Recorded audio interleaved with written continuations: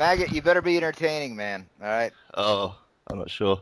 It's like 9:30 in the morning. I'm not sure how entertaining anything could be. Did you get coffee in you? No. I just rolled out of bed. Are you coffee averse or something? I'm gonna have some in a minute. Okay. Yeah. That's like me on I was on Fetro's show a couple of weeks ago, and I was like, he was afraid I was. I mean, I woke up at 12. I was out till like 6 a.m. that morning, and I woke up at noon. I figured I did pretty good. Yeah, I literally just rolled out of bed. What skills Well, is it, Matt? you want to Yeah, want us to give you a few minutes, or you got something to add? You got something interesting to add? well, I'll just like do something, then I'll go and get some coffee.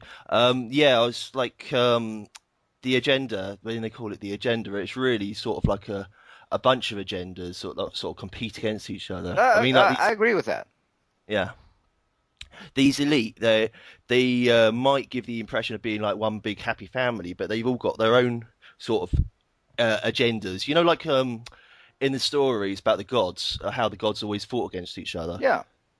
Yeah, it's that sort of principle carried on. I mean, Actually, I think and who was it? I think Eugene was going to read further into that because I talked about that, and I wanted him to get into that. The Iliad. If you read the Iliad, there's gods that take the Trojan side, there's gods that take the Greek side, and they're basically fighting against each other. yeah, yeah. Yeah, yeah. I mean, and to me, a god is just like a good side of a demon. Because like if you start beating up a god, if you start beating up Zeus or Jehovah or something, you'd see his demonic side pretty soon. And he starts losing it as his battle. I mean, yeah, I think a god's just like a demon that's got high up. Well, actually, I mean, I remember talking about this in a show a few weeks back. Apparently, Apollo was at one time just a goat demon. No, not a goat demon. He was just a demon god. He was like a mischievous little demon god who was like totally tertiary. And then all of a sudden, he just he got put in the pantheon of 12, and after that, he became god of the sun. I was like, whoa, dude, you got moved up. Yeah, yeah, got promoted or elevated or whatever. There's probably some dodgy English words that kind of like confirm an agenda. I think elevated one of them. Ascension as well. Yeah, yeah, Yeah, ascension. yeah, yeah. Ascension. Yeah, so I mean, there is that element to it. I mean, yeah, because these people were promoted, but they're promoted by the people as well. But I mean, how did they persuade the people to promote them when they're like just spirit, just gas? And Well, yeah, go no, on. no, it's a good point, and that's what I brought up in my as above, so below show. As above, so below. Yeah. Uh, there's all sorts of dirty, underhanded dealings going on: bribery, corruption, rape, murder, etc. And they promote their god, and then all of a sudden, like it becomes reflected in the heavens. Like it's always been. You know. Well, that's Yeah, their concept that it's equal, that good and bad are equal. That's what they're selling. It's not. Well, good and evil are relative. They it's not really. even yeah, it's not even to do with good and evil. It's to do with the spirit that's guiding them. It's what that wants, and No, think it's that still thinks their is going principle. to think. I mean, even if you look in the I Ching, there's a hierarchy. The number one is number one. It is not equal to number two, and they show you what happens when number two tries to fight number one. The two elemental powers. Yeah. It's not yin yang are equal, which is what they tell you in America. Yin yang are not equal. It's explicitly laid out in the I Ching that it's Well, if not they equal. were, yeah, But obviously they they're can't be still, equal. So good and evil are still relative terms. yeah, yeah, Depends what they Because do. what might be good for us, is look. Let's go back to the Jewish topic, okay? What's going on in Palestine right now, which is a criminal to most of the world's eyes, is evil. But there's Jews that have bought into this whole notion that they've been persecuted, et cetera. I think this is good because you know I know people that are in Israel. They're actually decent people, and they believe that the Arabs funded Hitler. Hmm. Okay, I mean, No. as ridiculous as it's, that is, they believe it's that. a bit of a stretch. Yeah, why Oh, they That's need it's to when fucking it's ridiculous. not. ridiculous. But they've got Yeah, they've got conspiracy videos out there that prove it. you'd have to like speak to the Arabs for about 10 years to convince them that there's even such a place as Germany. I have never heard that one. That the Arabs funded Hitler. Oh, dude, I had it. I got to look into that. I'm writing that down. Okay, I'm no, gonna look I up. had it an Israeli kid I met in Brazil, and we traveled around together. And it's funny, I started getting into my conspiracy stuff, and I was sharing videos with him, like Terror Storm and all this other bullshit. And he's sharing videos with me, like he's like, look, I know it's an Israeli, but this proves that the Arabs funded Hitler. But you don't see that they generate that to justify what they're doing to the Palestinians? Well, yeah, but then again, Of course they generate that. how much of that stuff aimed at us is generated to make us think one way or another? No, the stuff they're throwing on us is to tell us that there's a terrorist threat, and it's all from the Middle East. Well, I think it's a lot more complex than that. I think good, and that's failed to work. I think good and bad might be relative, but righteous and evil are more specific terms. I think there is an absolute right and an absolute wrong. So there's a good side to them having sex with the kids from Boys Town. There's good and bad. Relative. No, I don't think you're listening to what I'm saying. I think if you ask them, they thought it was a good experience. They did not. 5 hours of debriefing. I'm saying good and bad might be relative, like depending on what side you are. But there is an absolute thing that this is wrong to do, or this is right to do. Whereas, where there's a specific situation where you might be on one side or the other, that's different. Yeah. I mean, we all know it's not good to rape a child. That's something that's evil. Okay, something else that might be evil, we could define.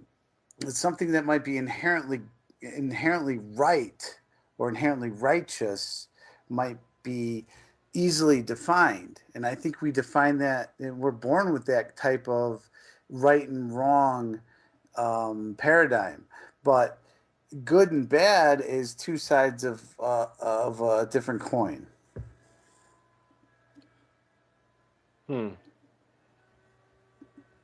If you read Nicholas Kazantzakis' work, which I think is brilliant, I mean, I think the guy was a truly talented writer.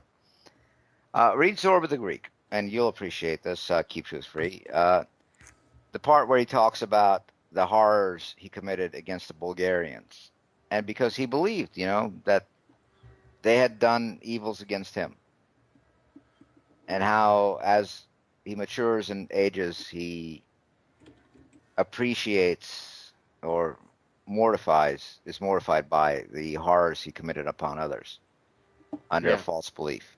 And this is all, again, this is what all this entire truth movement is about. It's about belief sets. Yeah, but there's no actual evidence that the Arabs funded Hitler. I mean, there is actual. Of course, there's no evidence, but it doesn't fucking matter, does it? There is evidence of other things. But it doesn't fucking matter when you believe it, does it? I know.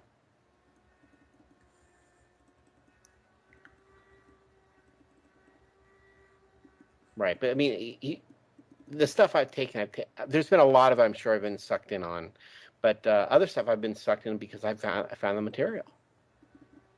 People talked about it, and then I went and found the stuff. And people talked about it, and I didn't find the stuff, and it's hard for me to believe.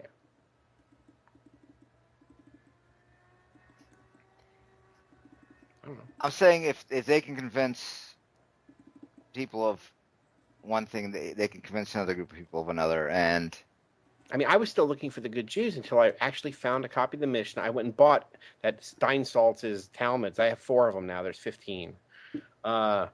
It's in there. I couldn't believe it was in there. I'm not doubting you, but how many of the Jews actually believe that nonsense? I don't think a lot of them have read it. If they would, they'd freak out. Most of them aren't even familiar with it, dude. Right. It's on a need to know basis. There's a few crazy motherfuckers out there that believe this shit. Right. But it's the same thing with you look at the white nationalist movement. I mean, I'd say most of the people that are in the white nationalist movement, they are basically reacting to what they perceive as an attack upon their culture and well-being, right? I guess, yeah. But at the top of that, there are some crazy motherfuckers that think that they are superior to everyone else, Yeah. And, you know, they're the ones that have more power and influence in that movement. Because, you know, most white nationalists, at least the ones I've talked to, just are like, look, I'm tired of, you know, being a second-class citizen in my own country. I want to preserve my Western European white values. And there's nothing wrong with that. But by and large, they're being spoken for by a bunch of fucking supremacist, sick, fucking despicable douchebags. Right. And there's the compartmentalization that I was talking about before. You know, if you're a conspiracy theorist, you're thrown into the Alex Jones camp. If you're anti-abortion, you're thrown into the religious camp. Because that's the way people's brains work. They compartmentalize everything. And always towards two extremes. Right. And the people who are in control, whomever it is, know that about the human mind. And and I don't mean to be a doomsayer. I want there to be hope. Believe me, I got kids. I hope that things get better. I want what the other guy's saying to be absolutely true, that we destroy the NWO and we have freedom and everything else. But I think this has gone on for millennia. Yeah, but it was a secret up until now. I really think that they came out. It wasn't a secret. They were talking about this a long time ago. A lot of the stuff that it's not a secret. There was another truth movement in the 90s who gave up. And then by 2001, everything they were waiting for that didn't happen by 2000 happened. And they had all given up. But do you know where the truth movement in the 90s started? I heard about it from Pat friggin' Robertson. I read Pat Robertson's friggin' book. I mean, it was Pat Robertson then. Pat Robertson wrote a book called The New World Order. I know. And I read it. It was ghostwritten for him, and one chapter endorses Bush, but the rest of it's okay. But he didn't write it. But that's what I'm trying to tell you. Right. Is that it's planned. These things are planted. It's recycled information. And back in the 90s, the same fucking thing happened, all right? People started figuring out, okay, it's not this, you know, there wasn't as many angles, there wasn't as much pollution and noise. But back in the 90s, it was the same fucking bullshit, all right? People are like, okay, it's not this group, it's not groups, it's the Jews. And then guess what? All the people that are quote-unquote Jew-wise all of a sudden become fucking raging fucking racist fucking douchebags, okay? And then people start losing interest, movement faded away. Fucking repeat of game plan again. And we talk about the 90s just because the internet was available and we have some records of it. But this shit was going on in the 70s and 80s as well, man. Just on a much smaller scale. Like I said, I mean, that was such a convincing part for me when they didn't have to put, what's his fucking name? Cooper? I almost said David Spade. The Jewish kid, the Holocaust kid. Cole. David Cole. They didn't have to put him on national TV. But they did. Okay? Yeah, back then that was the only way to become even remotely famous. Yeah, I just got back, but it reminds me of something, because, like, you know, ham radio operators, I mean, they've been around since, like, the Second World War. Yeah. Yeah.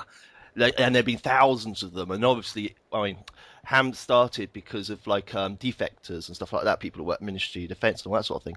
But how come the only record we have is William Cooper? I mean, like, you know, he's the only ham radio operator. He wasn't on ham, he was on shortwave. He was on shortwave on WWCR. Yeah, but there's still no record of it. Any of these people that are all like spilling secrets every day. Yeah, what were the other ones? And again, it's the same thing with music. I think, you know, we hear Mozart, but we don't hear about anybody else from his time period. Right. I think Bill Cooper started as a ham radio, and then he might have gone on to shortwave. But you know, it's still the same argument. I mean, where are the rest of them? Because obviously they recorded each other. Because you know what people are like. They'll talk about a shop closing next door, but if they're on radio and they're talking about it, they think it's important. You know, hey, look, they'll want other people to listen to it. You know, Bill Cooper had a 36-part series, different shows on Mystery Babylon. Nations. Yeah, Mystery Babylon. I listened to the whole fucking thing. All right. Am I any better off now? No. Okay. No, it was just a bunch of baloney, like dead end paths, and Yeah. He talked a load of mindless bollocks. No, There was stuff it like gave you references to books and things, and I bought a lot of books off that. Yeah, it was interesting, but it was trivia. I mean, it was just like a big diversion. I mean, at one point he said that the ancient world is governed by the oracles of Delphi, and they sat in in this temple, like deep underground, and they had prostitutes in front of the temple, which is lie, and they were like bisexual prostitutes. They was like pushing the gay agenda already. Because they wouldn't do that because it was all to do purity and stuff like that. You couldn't like walk into the high priestess, reeking of whores and stuff like that. It's just ridiculous because they're supposed to be chaste. Those are the chaste. Egyptian mystery schools that went. Socrates was initiated in the mystery schools. He went to Egypt. But it was all lies because they haven't found any evidence of it at all. And he said these high priestesses sat in cones and had water trickle over them. I mean, it's all like allegory for other things. I mean, it's basically the high priestesses of witches. That's what the cone was to do. But he was quoting it as if it was literal wisdom of the ancients. He was so where that big information comes from? That's theosophy. That's where you get that information. That Madame Blavatsky wrote that stuff. I know you're on this anti-Madame Blavatsky thing, but you remember they had to debunk Zeitgeist because that girl copied everything out of Blavatsky's books, and then all the people from all the religions, that even the ancient, the comparative religion people said that's not what Krishna is all about. You got that from theosophy. You know what I mean? Blavatsky was like Aleister Crowley in drag. I mean, she's the one that invented the Aryan race. Do you know that that's not historical? That comes from Masonry. That's from Blavatsky's own books. There is no Aryan race. That's right. It does not come from the Caucasus Mountains. That is from her books alone. That is the lone source for that. Wait, no, dude, no. You're gonna tell me all these white supremacists are actually fucking Blavatsky fans, because that doesn't jive. Blavatsky was all about peace and love and. No. It's the meme. No, the best part is that the Anglo-American establishment and the German secret societies are part of the same secret society network, all drawing from Blavatsky. Okay, I don't know about that, man. The ones who thought they were the Garthans from the center of the earth, which is not true, and the Atlanteans think they're from Atlantis. But both groups they're competing sides in one secret society, essentially. Okay, yeah, and I don't know how much of that stuff is true, man. It is. But guys, is it a German death cult? We got Doctor Who on the line here. Let's listen to him. Look into the three groups that became. Let's listen to Doctor Who. Doctor Who, please talk. Doctor Who knows more than we. I mean, he's awesome, man. He talks, and I'm listening. Well, no, I mean, I'm not inventing it. Let Doctor Who talk to back it up. That's K9 talking. That's not Doctor Who. Dude, that accent just gives you so much gravitas with everything that you say. It's awesome. Well, Maggot's fantastic. It sounds like I know what I'm talking about. I know. It's amazing. It gets me absolutely nowhere. That's why they hire English actors instead of American actors for like whenever they do any kind of like serious play. It will get you a long way with chicks over here in America, I'll tell you that. Infomercials always have English guys because they can sell Americans anything in the middle of the night. Yeah, they always sound like they've been trained to do Shakespeare plays and stuff like that, even if they can't actually spell Shakespeare. Yeah, I mean, you're saying it all comes back to the German death cults. You remember Alex Jones is going on about that? I mean, that was like, he was pretty accurate on that. I mean, because it comes down to the Saturn, the worship of Saturn, and there's is it the Brotherhood of Saturn, which is in Germany, and so that's really important. But that's only important as far as like Masonics and stuff like that. Friedrich von List Society. The other thing to understand about the whole Saturn thing, because again, we start seeing how this has been fragmented off, right? There's the esoteric side, which is like, Saturn, death, black, etc. Then like because the Jews were black, it's like all like Jewish, and you start looking at. And then you look at the goths and black metalers and all that sort of like culture that come out of it. But it's not all. Saturn's just about time, really. Well, I could say that, but at one time Saturn was actually viewed in the heavens as being premier to Jupiter, Zeus, and that changed. Yeah. Okay, and a lot of people are worked up about it, and they want to change that back. Yeah, they changed. I think it was in 2001. They changed it from being about Saturn to being about Jupiter. I might have to check that, but I'm fairly sure. You're right. The movie is not as accurate as the book. Yeah, I mean, it was not just accurate. It was like, making a movie about Jesus Christ and accidentally using Judas instead. Jesus' Right. history. Yeah, I Which read Nikos that book. Kazatsaki's tried to do, by the way. A little, Kazazaki has a bunch of great books.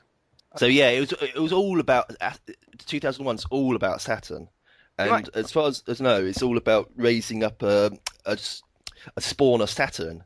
I mean, people say, "Oh, Saturn is Satan." It's like, no, totally different. I mean, Satan comes from the Hebrew word for adversary, yeah. which you won't get people. Well, I mean, you'll get people on this show might say it, but you won't get on the mainstream media. They will never say that. No, They'll be like the evil Satan. it's the Tex Mars. It's the what do you call it? The synagogue of Satan bullshit. Yeah, yeah, yeah. The baby eating, I don't know, Jew worshipping, all this sort of thing. Well, yeah, okay. Originally it's a Jewish word or whatever, but yeah, it means adversary. It's whatever you're not sort of thing. It's like your shadow or your nemesis. So is the Saturnalia why the judges wear black robes and Well, etc.? the Saturnalia was a festival that was held to honor Saturn, which actually is the basis of Christmas. Okay, but Well, yeah, Saturn is is represented by law. Is that the right way of putting it? Like Saturn is basically law, and so that's why you have black robes, like you were saying, because In I a think the Masonic Romans. context, you have to be initiated to think these things and to be in these clubs. That's what they believe. That's not what. So but that's what Cooper is telling you. He's Yeah, not telling you yeah, this yeah. is how history is. This is how what these people believe. Yeah, I mean, maybe it's been taken over by the Masons now, but I mean, in Roman times, it was a It was the bit. mystery schools, and there were all kinds of mystery schools, not just one. But they had basically the same concept. Yeah, mystery school is just a school where they don't tell you everything they know right at the outset, and you've got to be initiated. To build a Gnostic And religion, then you end up with a take dick up glass your of ass. water and bury it. Yeah, that's it. Yeah. End up with like 10 ounces of semen up your butt, and I don't think that was the original way of the mystery schools. I think somebody snuck that in. I think it was probably a gay dude going like, "Dude, these guys are willing to do anything to learn the mysteries. We should fuck them." Yeah, But yeah. See, And it's probably like it was a secret. You don't even have to have a secret. You just have to say you have a secret, and that you have to give me all your wealth and lands to get the secret, and that's the secret. Well, I think they just figured out this was a scam long ago, and I think, like I said, the perverts got in there, and I don't think the perverts had that much power. It's just like they just figured it out. They're like, "Holy crap, we get pussy out of it." Yeah. It's like the guy that's got a bag of coke at the end of the night at a party. He's like, "Why am I giving all my coke away? I could get pussy out of this." Right? Yeah, I think the whole gay butt sex thing is just an easy way of possession as well, because you're possessing the person through like the seed and stuff inside them. I mean, because we got the word bug, it was insect, and you've got bugger and buggery, but bugs are also planted on people, and it is all linked in spying. Because I said before that the whole of British intelligence is based on buggery. Oh, it is. No. And actually, if you watch that movie, what was it called? The Robert De Niro movie, which I believe he has been corrupted. He tells you that, right? You know what I'm talking about? I haven't seen that movie, but I'm glad that which movie is that? agreed to that on a movie. The spy movie about the CIA and how they gained power and all this. There's a lot of bullshit in it, but there's a part where it shows him how he got involved in it through the OSS through his teacher, and yeah, it was all about buggery. Yeah. And he actually even said it when they were about to kill him. He said, "Do you know why they're about to kill me?" He goes, "It's not because I'm." He didn't say it in these words. He said, "It's not because I'm sticking my dick in this lad's ass. It's because he's not a nobility. I'm fucking a commoner."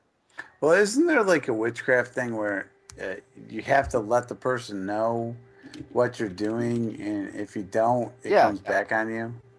Well, yes. Yeah, it like opens a little receptor gate in their brain, basically. So that would make a lot of sense when it comes to like these movies and stories and everything that actually tell you what's going on, or the symbols that like they're right in front of your face that tell you what's going on, and ends up, representing exactly the truth of what's going on. Why would they tell you this stuff if they're going to do it? Well, here it is. They don't want it to come back on them, maybe.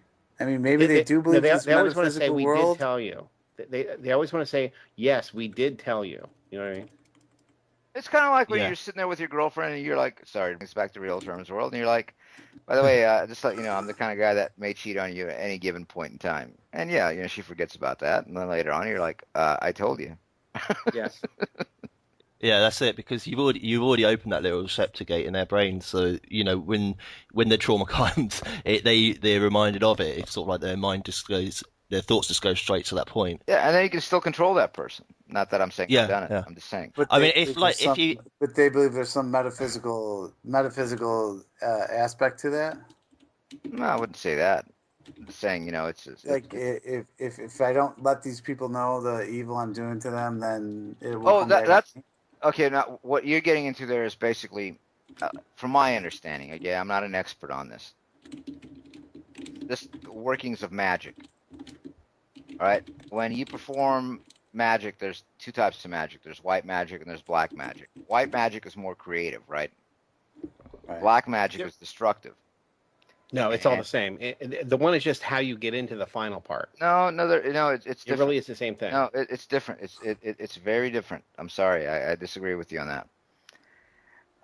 White magic is about creation. Black magic is about destruction or subversion. But it's really you're destroying something that's there to get something new out of.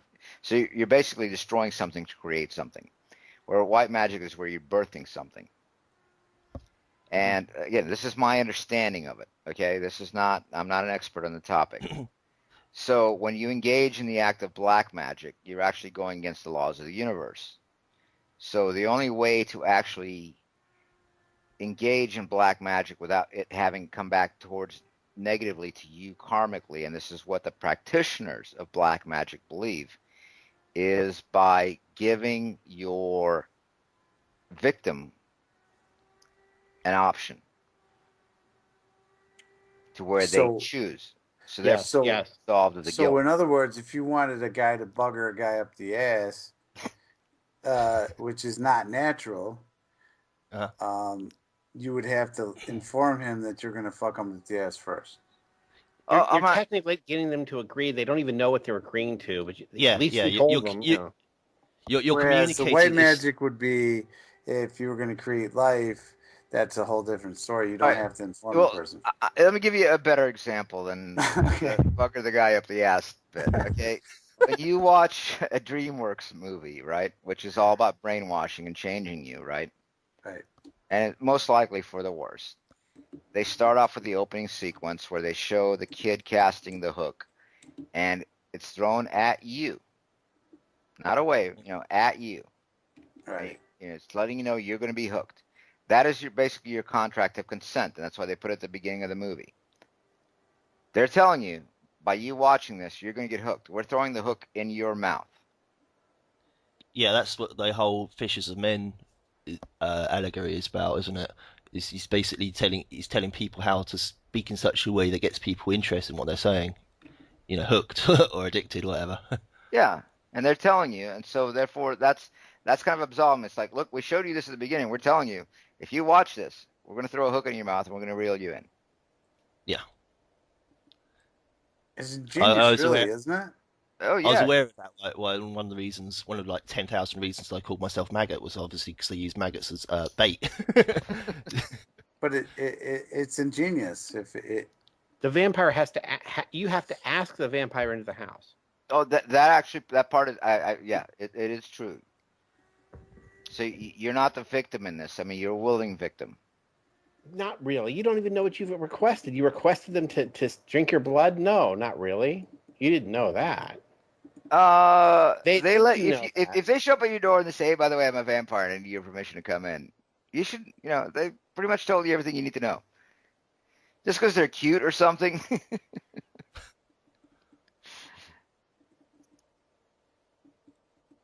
You don't really know what the deal is. I mean, if you did, you wouldn't let them in. You know what I'm saying? You're not a willing victim, really. They that's the genius part of this, is that they've gotten you to agree to something that's going to kill you, but involuntarily yet. I mean, like when the police talk to you and stuff like that, you're volunteering to put yourself under their control. But yeah, it's the same thing. They're all offers that they're making to you, and you think they're commands, and you're obligated. You're not obligated. They're asking you questions, and that's what these vampires and whatever are doing to you too. You don't realize you've just given them consent. If you did, you wouldn't do it. Well, yeah, your ego would reject it, but they're not talking to your ego. They're talking to a subconscious or anything else apart from the ego. Because, like, yeah, your ego would be, I'm a good person. I wouldn't do such a thing. I wouldn't agree to such a thing. Or, you know, I'm a carpenter or something like that. But the actual self is like, it's the thing, it's what you think about when you're at work that has got nothing to do with work sort of thing, you know? It's basically everything apart from the ego. And that's what they're appealing to. And it's sort of like when people go to you, come on, we know you're only doing this to get so and so.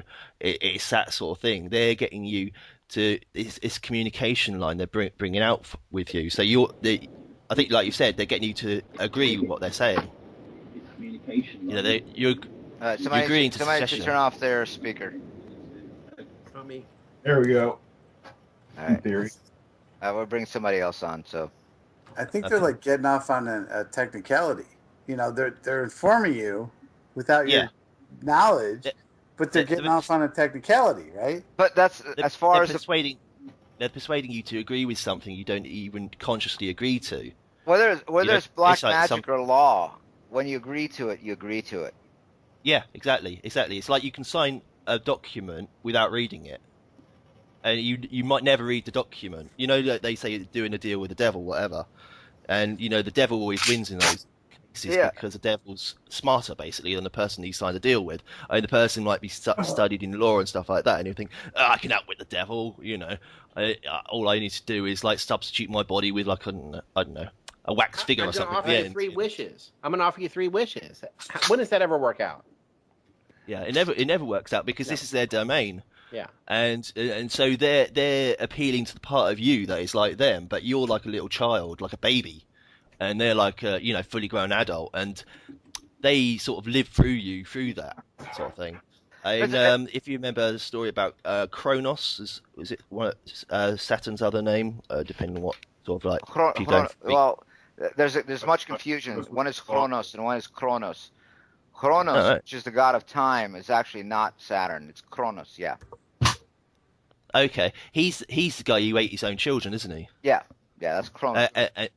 And Zeus only escaped because his Kronos used a bag of stones and threw that at him, saying here's his use sort of thing. Yeah, I think Zeus's mom hid him inside her vagina while he was fucking her, so that he wouldn't eat him. She swallowed him, didn't she? She swallow the stone? No, she stuffed Zeus in her vagina along with his brothers and sisters, so that Kronos wouldn't eat them.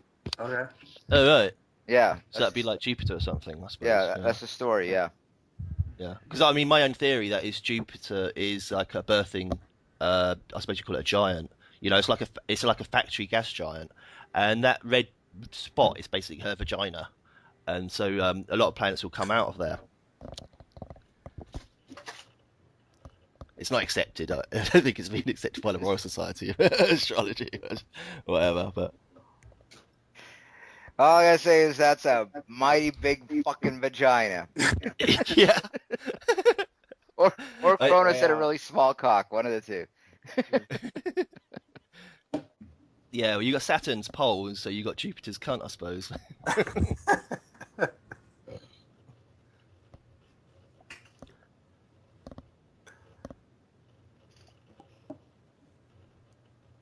Who just came on? We have Kalen on from the Northwest. Yes, from the future Northwest American Republic. Oh, I'm sorry. Are you a separatist? Yes. Okay. The conversation ends. Exile a separatist. we don't talk no separatists around here. You separatists can just stay away from each other. See, that's why he's replacing Matt Smith for Doctor Who. Oh, I know. Facebook's like a really weird thing. I mean, it's really strange. I mean, you go on to like if you join like celebrities' Facebook pages, yeah, I find that I've been blocked from doing messages to them. It's like, what the hell? Nobody knows me, And That's it very was like, closely watched. yeah, it's so strange. Like the way it's monitored, and so they'll have messages, and everybody else seems that you can comment on it, and I won't be able to comment on it. It's just. I remember the very story. specific on Facebook. It's the Army's 2012 or no 2025 RMA plan. So I mean, that whole thing is watched.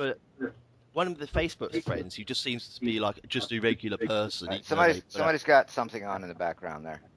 Yeah, he might crap up the archives. It sounds like I'm stuttering all the time. Somebody needs to get their speakers on or speak. Is it you, Kalen?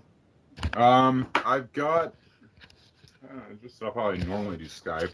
All right. Well, anyway. On or anything in the all back. Right. Look, since you're new, go ahead and add to the conversation. Well, right now I'll just wait till I've got something in to chime in on. Okay. All right. Okay, I'll carry on my example while I remember it. All right. Yeah, so it was Doctor Who, and there was this series called "What is the Name of the Doctor?" Oh no, that would imply that the name of the Doctor was what, but it was like called "The Name of the Doctor," and I said the name of the Doctor is Guess, and then they sort of like deleted that post, and then they put it up again, asking the same question. I wasn't allowed to comment on it, and this was basically from some sort of like random nobody, just asked the question what the name of the Doctor was. It's just so weird. I need to watch Doctor Who. I need to at least. I remember when I had Michael Tessari on a long time back when he actually, I guess, probably deemed it safe to be in my show, and he talked about an episode of Doctor Who that talked about the cube and the grid and the structure of our physical reality. I need to go back and listen to that show because I never found it. I've never watched Doctor Who. Who makes that? Is it really that in depth? I thought it was just like series. I just thought it was like bollocks myself, but unfortunately I sort of like had to watch it as growing up in England. You have to watch these things, and I really lost interest about after Tom Baker was in there. He was the fourth one. I think he was like the 70s one with the really bad teeth and stuff like that. How long has that show been on? Ages. It's 50 years. It's almost 50 years now. It's been going on for 50 years? Almost, yeah. Really? Sci-fi's I never got into. I never got into Doctor Who. It's been going on for 50 years? I'm serious. Really? There are a million episodes. Yeah. Yeah, 50 years of Doctor Who. See, and here in America, they make a big deal about The Simpsons being on for 23 years. Doctor Who's been on for like 50 years? 50 years. It will be 50 years on the 23rd of November, 2013. Wow. There are according to Wikipedia, there are 798 episodes. I think that blows pretty much every like a popular American series out of the water. Yeah, yeah, certainly would. You don't hear about it. They just, everybody's like, "Oh, The Simpsons," been running longer than any other show. We're like, what about Doctor Who? When I was a kid, Tom Baker and Pertwee, they were the Doctor Who. Yeah. And they've been ripping off my screenplay since 2005 when I put it on the internet. I'm telling you right now. Oh, they wouldn't be above that, would they? I'm just telling you. There's been some things that popped up in a story I wrote that. But I mean, with the Doctor Who, there is those Saturn references that after a while you just start automatically just realise, oh, that's obviously Saturn. But you've got like the Saturn's pole, which they're all fascinated by, which I thought was a really obvious phallic reference. Look at my throbbing pole as it rises up and falls. The TARDIS is a cube. It's not actually cube shaped, but it's like it opens up like a cube. It opens up. It's got 6 sides to it like a cube. Yeah. And also the top, I suppose. Yeah. Actually, I wanted to talk to Michael, aka Living Tiki, about this because we were having a conversation about this weekend, and he introduced me to something where it just shows like the history of Saturn and how it used to be so much more prominent in our theosophy or theology, whatever you want to call it. Okay. Yeah. I mean, Saturn was basically all pervasive. It was everywhere. You couldn't get away from it. Saturn was like the big thing, and like anything else, just sort of like, well, okay, you can do that if you want. It's like, if you want to paint your fingernails, you can if you want, but it's not really going to change much. And that Jordan Maxwell's made a lot of Saturn. Very, very suspiciously, he started ranting about it again since I started. I don't know what to do. I'm not a fan of Jordan Maxwell anymore. I've really dumped him. Yeah, I don't know what to make of anything that Jordan Maxwell says anymore. I wouldn't give him much credibility. Did say, the reason the judges were in black robes and the reason the priests were in black robes was because of Saturn. And earrings, the rings of Saturn are earrings. Yeah, he said that too. And the rings that you get married in. Yeah, that's what he said. And who knows if? Yeah. And Lord of the Rings as well. That's a reference to Saturn.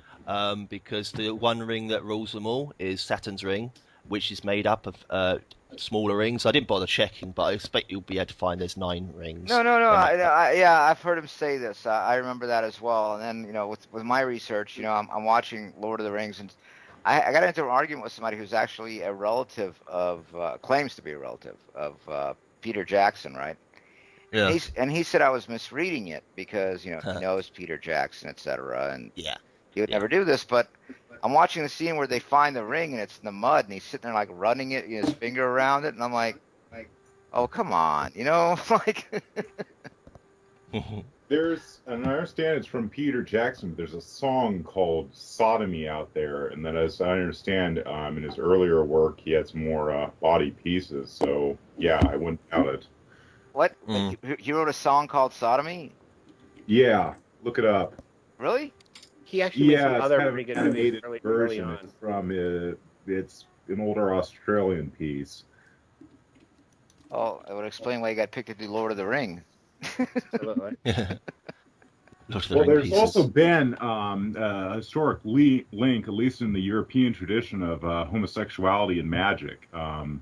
Like I was saying, cedar was the Nordic magic tradition, and it had a feminine aspects to it. It was usually either seen as feminine or oftentimes homosexual in nature. It was considered to be in the masculine in practice. The Sodomy song comes from Meet the Feebles, which I understand is Peter Jackson. I don't know. My friend was just telling me about that. No, that's his movie. Mm-hmm.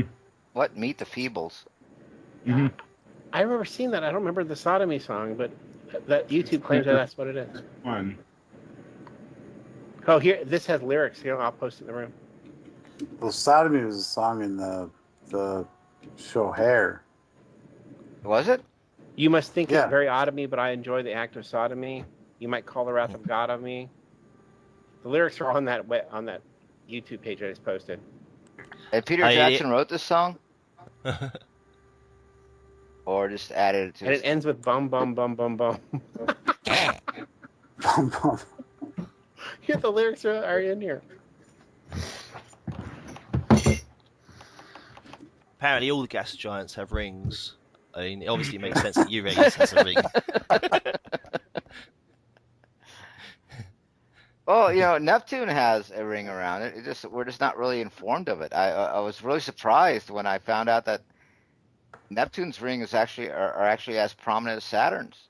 Actually, it has 2 rings, I think. Neptune. But we just never heard about it. Again, yeah. Germanic death cults, rings were used for the swearing of oaths. I haven't really totally researched the assemblage of it, but have admit I'm kind of been negating my studies for years. But there's pre-Christian origins for the linking of rings and binding. Yeah. No, I mean, a ring is a way of putting a boundary on something, isn't it? Because whatever is within the boundary of the ring is sort of like your property, and so you're marking off your territory.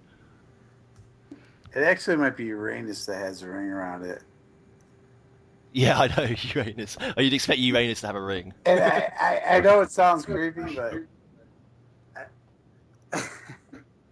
Oh, wait a minute. Maybe I got it wrong. No, it's not Neptune. Think it is Uranus. It's Uranus that has rings, yeah. Uranus has a ring. I'm saying. Saturn has rings, too. Yeah, and Uranus's rings are actually, like Saturn's are whatever. Is it perpendicular? I'm not sure if I'm using the right word here. They run along its side. Uranus's not along the equator, sort of thing. Uranus's rings run top to bottom. Yeah. Jupiter has 3 rings, 1 main and 2 gossamer rings. Yeah. All right, I'm reading the lyrics to Sodomy here. Wow. So there's your sing along from earlier. From Jackson. It's Peter Jackson. It's from Meet the Feebles. Very interesting. It says, "No harm will come to your soul. We're not all Pentecostal, but everybody's got an asshole." Wow. Interesting little kernel for you to chew on. Yeah, dude, I wasn't even aware of this. I wish I would have known this when I was talking to Peter Jackson's alleged relative a while back. Another thing about, you kind of moved on in conversation, but about the magical traditions and homosexuality. A lot of magical traditions go back to shamanism, and shamanism a lot of times involves the use of entheogens, and certain ones are the interactions are rather passive with. I mean, you've experienced ayahuasca, and that lays you out physically. Europeans used Amanita muscaria, and from what I understand, I have some here that I haven't used it yet. That's another one that lays you out, and both these also. You have ayahuasca on you? No, I've got Amanita muscaria, flat carrot mushrooms. We're gonna come hang out. I'll bring. You're gonna have to drink your own. You understand how Amanita muscaria works, right? You have to drink your own pee after eating it.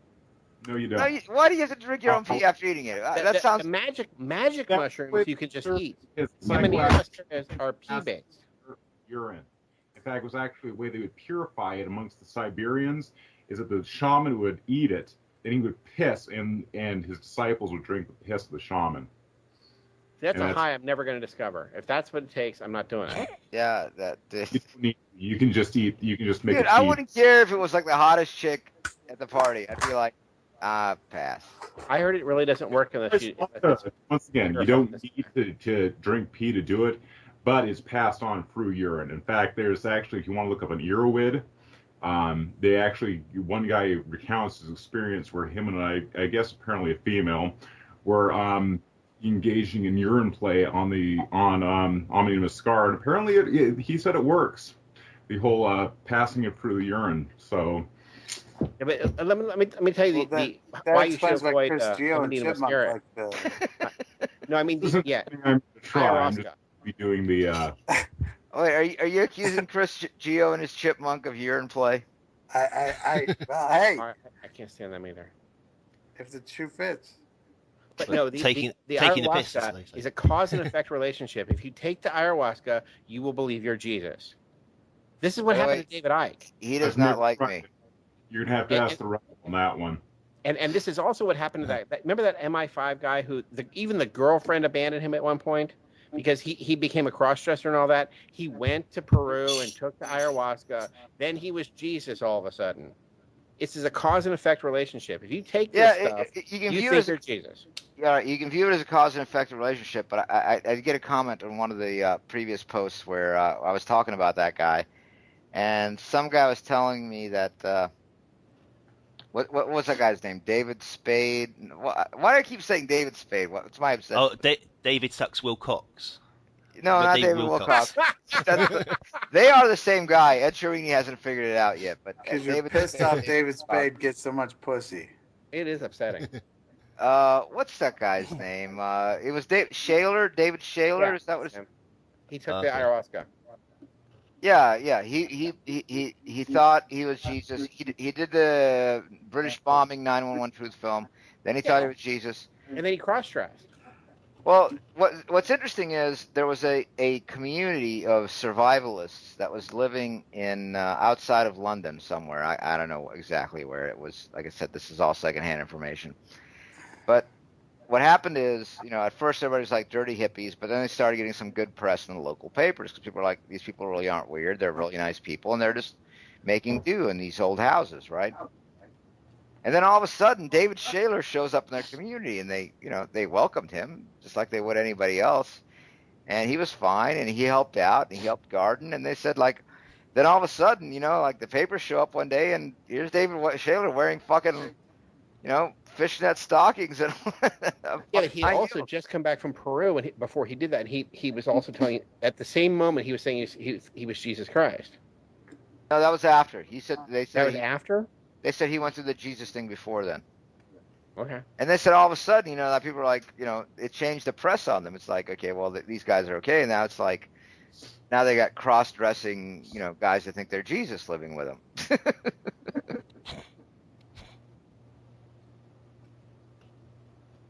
Or maybe he was.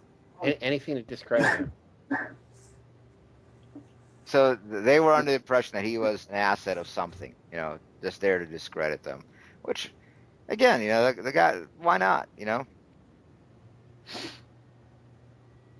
look at the one of the things I look at now in the post-conspiratorial world is the Beijing Olympics, and how they basically replayed the entire ritual of the London bombing,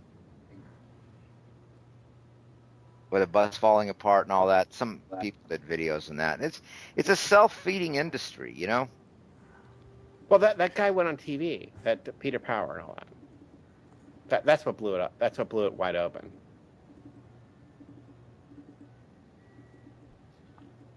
You remember he innocently, he was hired to do these exact drills. And then he goes on, not only did he go on twice on TV, he drove across town and went on BBC 5, the radio. But how do we know he was hired to do these exact drills? How do we know he was just not an actor that was paid to do this? Because, you can see him and you can hear him, and he is shocked. The only thing that makes me think that he might be a member of British intelligence is that how faggoty he is. No, that's just all of them. Except only Maggot is not gay. It's the whole country is gay except him. I know. They based that whole movie Skyfall about the fact that I'm not gay. They tried to make me out as gay. No, I don't think I've got a missing tooth in the same place as well. I don't think all British men are gay. I just a good number of them. Hit the large. Well, basically, if you people assume that you're in British intelligence, if you're not gay, you've got to be the exception to the rule. They're all going to be gay, I assume. It's just... Well, they're wearing the loafers that are kind of light. That's where you get those loafers. Yeah, it's probably an easier way of spreading intel, because basically what that happened is when Jordan Maxwell books a place in a hotel, he gets bummed by some random guy, and when he's being buggered, they tell him little secrets basically, and so it's sort of an imprinting process that happens. That's what the whole bugging sort of thing is about. And that's been going on for like, you know what I mean? Yeah. It goes back for 500 years. Princess Elizabeth probably started it. I don't know how much of a pervert she must have been, but the whole idea of spies and stuff and buggery, it all comes from like the foundation of the British Empire. Well, really? Yeah. Well, there's a certain amount of truth to that, because somebody must have figured out a long time ago that the way we don't know how the system developed. I'm just like I was talking about earlier in the show tonight. This is the way it seems to me. I don't know exactly, but we do know that when you have sex with people, they will tell you anything. Yeah. And should it be that you find out that most people in positions of power are male, then males on males, it just seems to make sense that that's the way you go about it. Yeah.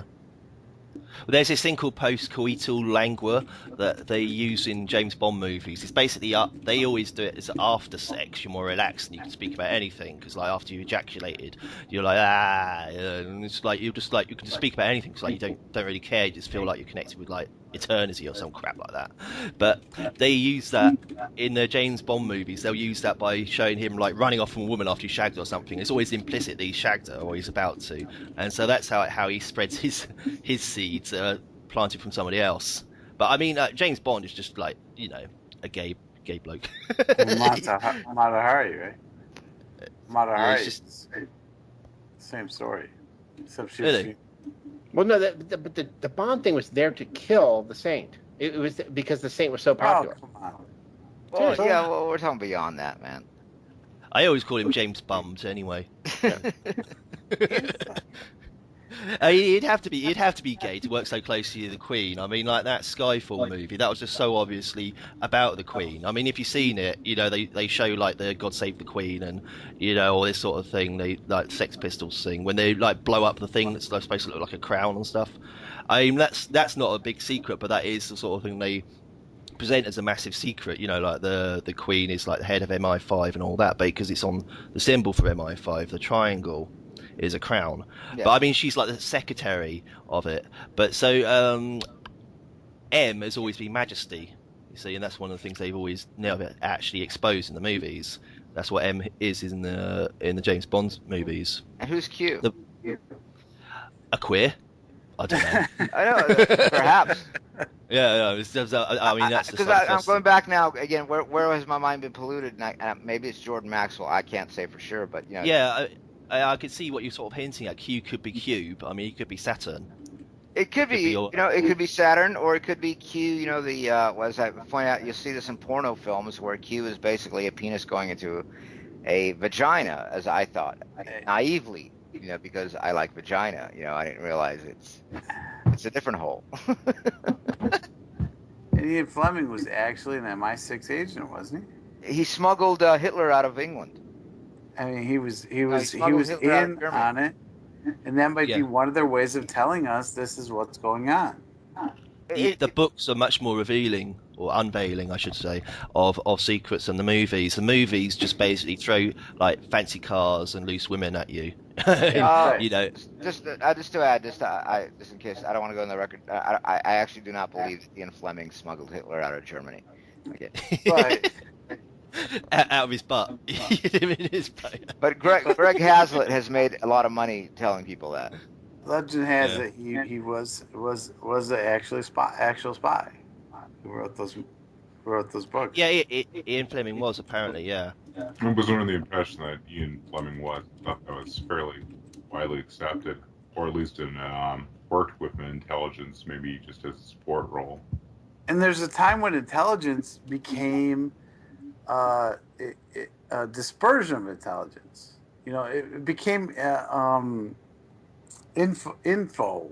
You know, and obviously now this is the internet age. But yeah, I think they call it dissemination, don't they, or something? Yeah, dissemination. Spreading the right. Yeah. It's late. It's late for me. It's early for you. But you know, why wouldn't CIA agents be writing books? Why wouldn't they are agents be writing books? Yeah, I was going to say they are writing books. They sure are. You know.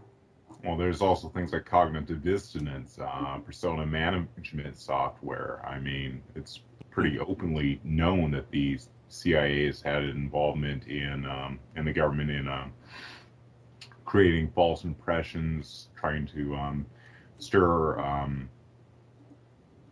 dissent. Remember the Saint. I mean, not the Saint. Remember the Maine. Remember the Maine. Mm-hmm. That was all propaganda. Well, not just propaganda directly there with coming out with a false story, but coming up with. Well, Caitlin's talking about cognitive dissonance, which is when you don't believe what's right in front of your eyes. Yeah. Well, what I was understanding with the cognitive dissonance is linked to their what they call persona management software. And what they try and do is like infiltrate like truth movements or blogs and come up with false users to spread discontent or to create the impression of acceptance of a party line. There's also some things the CIA I know has been involved in various far right parties here and abroad to like back your various costume party brigades. I mean, there's a lot. Whenever there's a color revolution, Nazis with a lot of like the Skokie rally. The guys who came up with that one were Jews. There's a lot of that shit going on. George Lincoln Rockwell. Rockwell's believed to be a normal white Anglo-Saxon Protestant, but when he died, his little empire was ripped apart by various little factions. Same thing with Dr. William Pierce. I mean, it went to shit after him. You can't possibly defend Pierce. I like Pierce in a lot of ways. No way. Really. The rest of you, listen to Pierce. I have tapes. I will give them to you. There's no defending this guy. It's the guy that wrote the Turner Diaries. It's insanity on steroids. Well, Turner's another name for pervert. I mean, if you look up the definition. It also reminds me of an old joke. What is it? Turner Brown, right? Oh, again, that's a little inside joke. I didn't realize. Yeah. Turner Brown from Pink, I suppose. Yeah, and you know, the joke is that, you know, like some black guy like walks up to a white guy and he goes, Turner Brown. He goes, oh, you know, he was like, why are you freaking out? He goes, I thought you said turn around or something like that, you know, like to imply butt sex, and he was afraid of the black cock. That is funny. But interestingly, the name would be Turner Brown. Turner Brown, yeah. This has been going on for a long time, man. I really think this is something beyond a lot of the other stuff we're looking at. And like who knows how long this has been going on. And I did a show with, I think it was Alex a long time ago, where I just speculated that a long time ago, whoever like came up with this could have just like put it out there for the mystery initiates as this is the end all be all of all knowledge, and it could have been a joke, and they would have thought like, will people really fall for this bullshit? You know, like, and 1,000 years later, they could like come back around and go like, holy fuck, they fell for it. Yeah, because so much of the stuff. Look at the aforementioned Vril. The Vril was a fiction book that got picked up and people started taking as reality, and came up with some rather weird mystic traditions, both in and outside of the white nationalist movement and New Age movement. And the troopers can come up with some really weird shit. They'll go off the tangent on stuff that's based on fiction to begin with. The Nazi so-called UFOs had gigantic fans in them, but they told the people that this was real power that made the things fly. Yeah. Were they USB? Those were test items they were coming up with, and I don't think that they were actually circulated as propaganda pieces. Not to the general people, but I mean to the people working on it and stuff like that. The society, they're high end. That's what they told them. That the Fuel Society. Yeah, that these were real powered ships. Well, you know, fuel rhymes with full. You know, fuel. Well, what's his name? That one guy. Joseph Farrell. Look how much bullshit he's written. He's got like 20 books out there. Yeah. And people buy this shit. It's like one of the things, like when you talk about women getting into the New Age movement, how much of this fluff bunny crap they'll read and buy and swallow. A lot of it's shit, and unfortunately it really clouds the search for truth. Yeah, I mean, I read one of Joseph Farrell's books early on in this because, you know, I thought it was all right. And he built a really good case about why Patton got killed because he was on the Nazi UFO trail. Flying Nazi trail. Yeah, that's why they killed him. They had to kill him because he figured out the Nazi UFO secret. Yeah. I mean, he knows the Nazi Superman. He's in Antarctica. Well, another one. He's on his way there on a kayak. Well, these things are operated from both sides. It is the same secret society on both sides, the Anglo-American establishment and the German side, whatever they want to call it. Dude, all I know about Joseph Farrell, he's a fag, and he writes a bunch of books, and he makes up shit. And you know what? I've known people like that. You know, like there's some guy that like told me all sorts of stuff, but he was just an old fag, and I'm like, how much of this stuff is he saying because? No, but notice the tie. Because I'm paying attention to him. Kind of like the girl who's like sitting there going like, you know, the guy sitting there going like, wow, that girl's like actually looking at me because I'm talking. You know? Yeah. They don't just make up anything though. They make it up alongside their theosophical beliefs. It's not just. Dude, I'm not sure if it's that. I think it's just fags that want attention, man.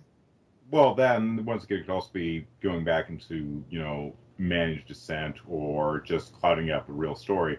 Patton was fucked over numerous times by the military hierarchy over political reasons, and you know he said favorable things to certain aspects of the Third Reich, and he was taken out at the end of the war, and he was screwed over in a lot of his positions in the war.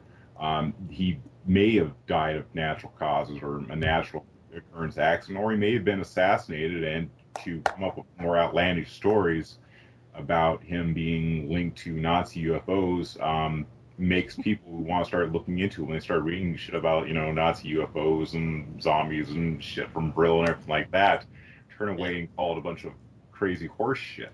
It's the same thing with like Alex Jones or what's his name? Jesse Ventura, like going on about his thing about the detention centers and everything like that, and the DHS death camps, and they're going down to what they have, the residential centers, which were used for holding, usually illegal immigrants and other people in the country. The residential centers, he was coming out of them being some type of death camp or things for dissidents and everything like that. Yeah, well, yeah.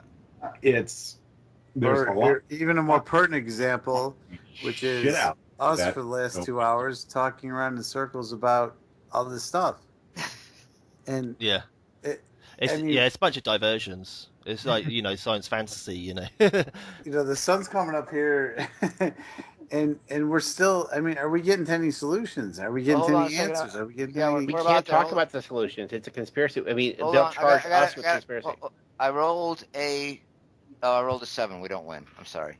Why can't I roll like a 10 or 11 or 12? Go get your chip then. Dude, shut up about the chips. But hey, I've got a +1 Mauser. Damn it. Was that a +1 Mauser? It was me an 8. We're still the Jews still win. Fuck. I got a +9 Luther. I got my Teutonic Warrior +9 Helm of Resistance.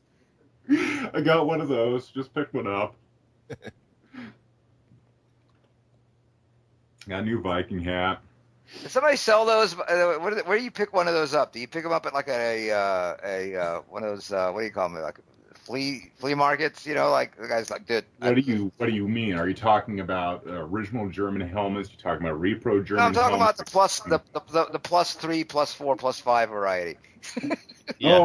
The important stuff. Yeah, you gotta like go out and find them, or you gotta find yourself a magician, and then get him to bless it or whatever. And they have to use up some XP, so they have to go off questing dragons every once in a while to get XP to create magic wondrous item, which is a feat.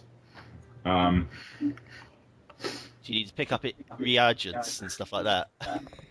Like go around like in Ultima, you have to pick up reagents like Mandrake Root at dead of night. No, it's create wondrous item. Remember, we're on D&D here tonight. Oh, okay. Wow. Mm-hmm. Awesome. I think it's the 5th level spell. Never really played a magic user. Always went fighter.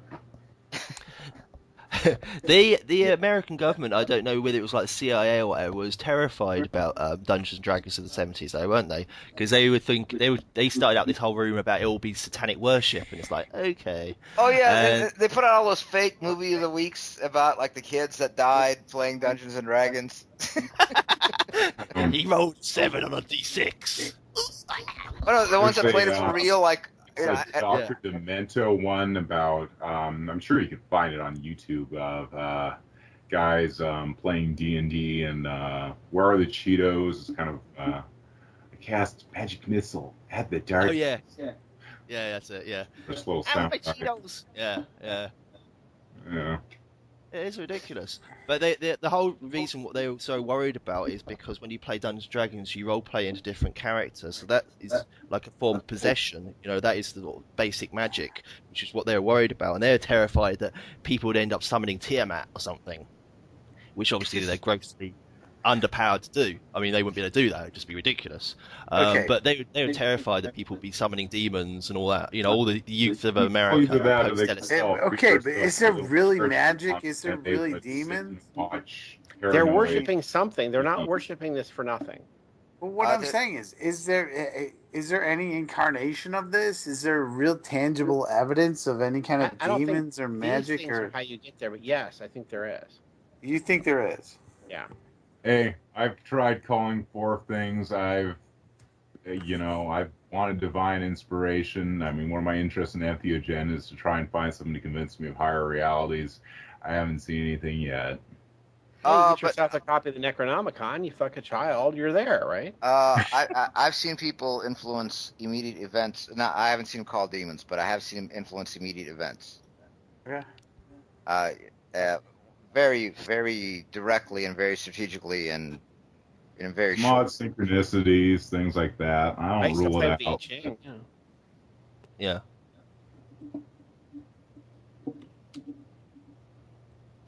Oh. No, it always depends on how many. See, I mean, if what you want is just to play games and stuff, I'm sure they don't respond. No, that's not what I'm talking about. What I'm talking about is the higher question. Is there something else, something greater that these people are tapping into, or somebody thinks they're tapping into, or are they really tapping into something? Well, yeah, that's it. Because what's basically happening is if your average Joe is like dragged into a D&D game, I think there's a link on YouTube at IT Crowd with Moss does Dungeons and Dragons.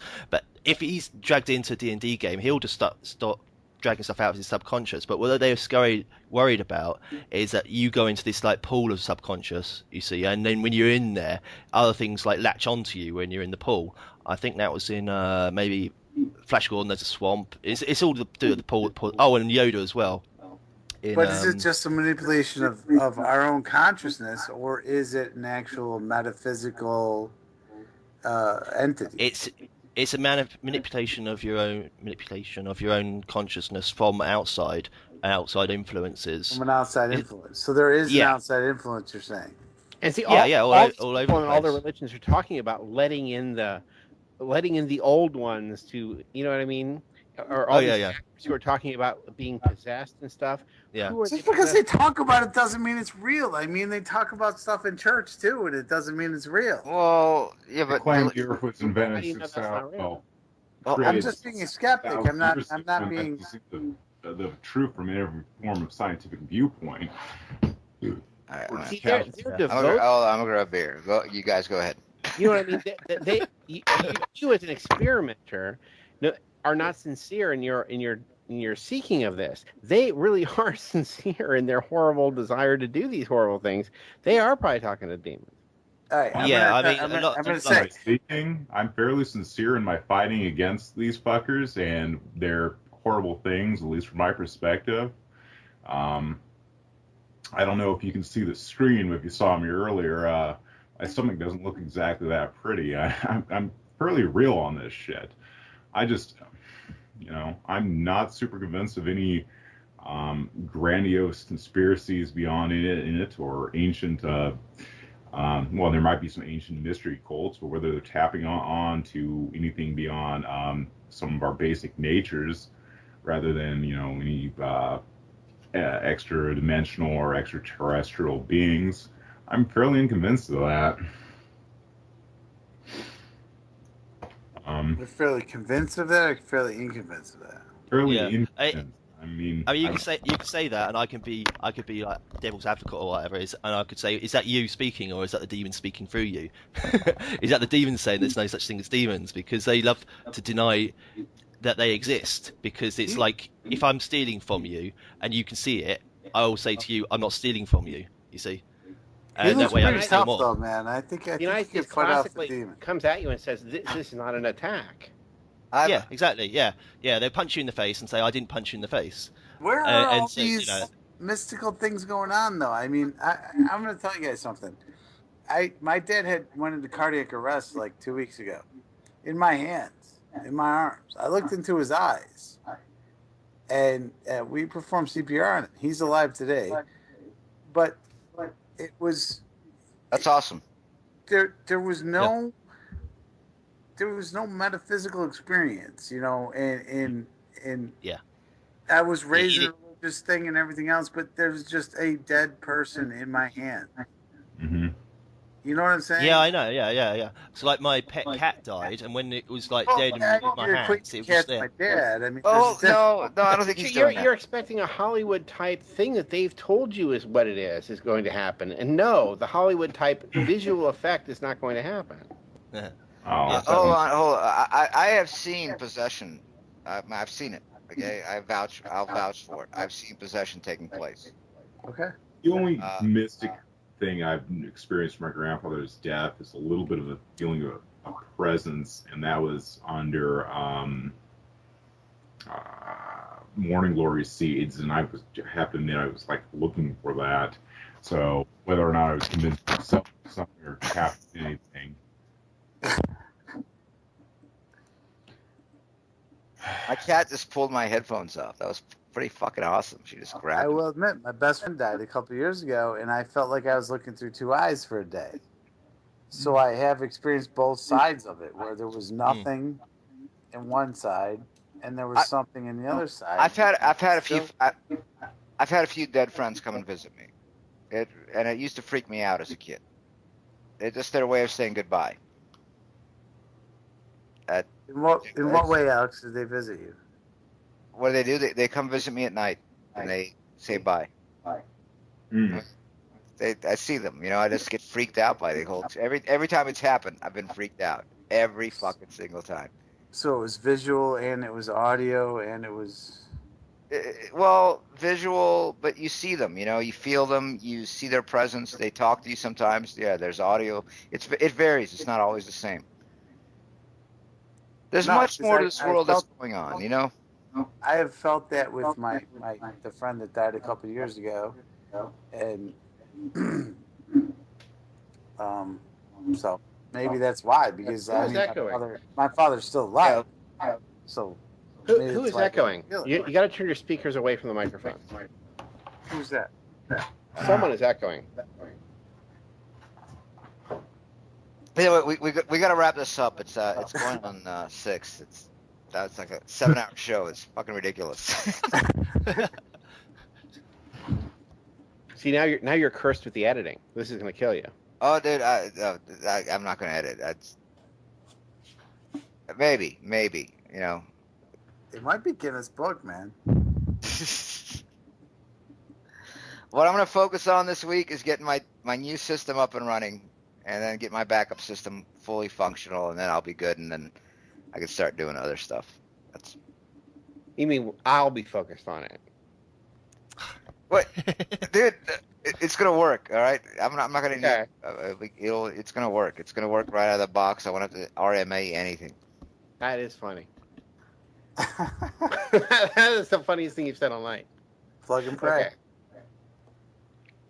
Nothing works out of the box. This will. Okay.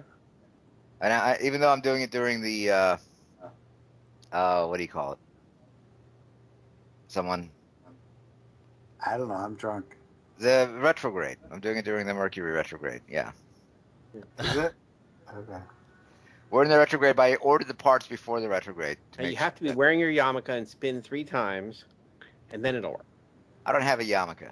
Oh, you're screwed. Mm. I don't need a yarmulke. Yarmulkes are for Jews. Although I'm sure somebody in the chat room will identify each one of us as a Jew by our noses. There's always someone. Yeah. I have a small nose. I'm 6'9". 6'9". Yeah. That's great. Green eyes. And he doesn't play basketball. And the hair. Rowed boats. Big oak boats. Let's see. Not really built to be a basketball player. 5 swords, though. Bullshit, man. Yeah, not a yid. Big Teutonic warrior.